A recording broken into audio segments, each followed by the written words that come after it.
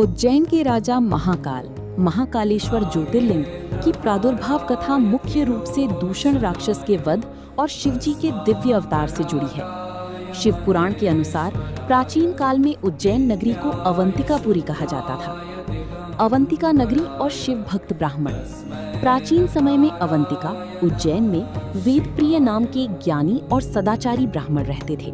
वे भगवान शिव के अनन्य भक्त थे और प्रतिदिन विधि विधान से पार्थिव शिवलिंग बनाकर शिव आराधना करते थे। उनकी 4 पुत्र थे, देवप्रिय, प्रियमेद, सुकृत और धर्मबाहु। पिता की तरह ही चारों पुत्र भी शिव भक्ति में लीन रहते थे। राक्षस दूषण का आतंक। उसी समय रत्नमाल पर्वत पर दूषण नाम का एक शक्तिशाली और क्रूर राक्षस रहता था।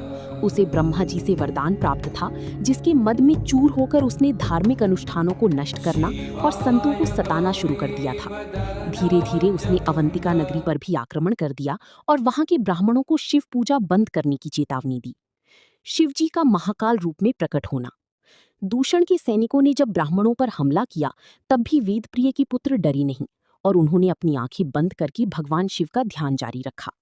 जैसे ही राक्षस दूषण ब्राह्मण पुत्रों को मारने के लिए आगे बढ़ा, तभी उस पार्थिव शिवलिंग के स्थान पर एक विशाल गड्ढा हुआ और भगवान शिव अत्यंत विकराल और प्रलयंकारी महाकाल रूप में धरती चीरकर प्रकट हुए। दूषण राक्षस का वध। भगवान शिव ने अपनी भयानक हुंकार मात्र से ही दूषण राक्षस और उसकी सेना को वहीं भस्म कर दिया। दुष्टों का संहार करने के कारण भगवान शिव का ये रूप महाकाल, कालों की काल कहलाया। ज्योतिर्लिंग की स्थापना। राक्षस के वध के बाद जब ब्राह्मणों और वहां की प्रजा ने भगवान शिव से प्रार्थना की कि वे लोक कल्याण के लिए हमेशा के लिए इसी नगरी में निवास करें, तो शिवजी उनकी भक्ति से अत्यंत प्रसन्न हुए।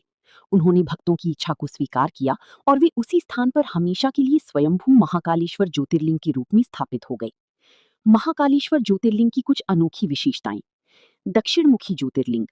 ये भारत के 12 ज्योतिर्लिंगों में एकमात्र ऐसा ज्योतिर्लिंग है जो दक्षिणमुखी, जिसका मुख दक्षिण दिशा की ओर है। तंत्र शास्त्र में दक्षिणमुखी स्वरूप का बहुत बड़ा धार्मिक महत्व माना जाता है। भस्म आरती। यहाँ प्रतिदिन सुबह होने वाली विश्व प्रसिद्ध भस्म आरती की जाती है, जो कि महाकाल की काल अतीत और अघोर रूप को दर्शाती है। उज्जैन के राजा।